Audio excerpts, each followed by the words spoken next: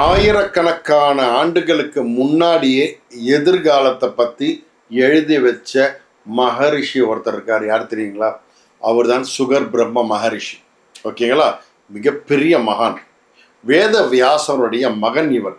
ஓகேங்களா? பிறவியிலேயே ஞானம் பெற்ற மகான் இவர்.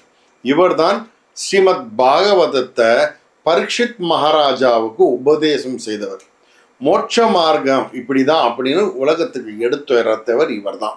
உலகத்தில் பிரபலமான நாடி ஜோதிடம் சொல்றாங்க இல்லையா, இந்த ஏடு படிக்கிறது, அதுல சுகர் மகரிஷியோடைய பங்கும் உண்டு. ஓகேங்களா?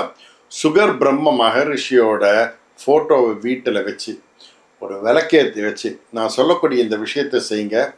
அவர் 11 முறை நான் சொல்லக்கூடிய மந்திரத்தை சொன்னால் மிகப்பெரிய ஒரு பலன் வந்து சேரும். ஓம் ஸ்ரீ சுகதேவாய வித்மஹே பிரம்மபுத்திராய தீமகி தன்னோ சுக பிரஜோதயாத்.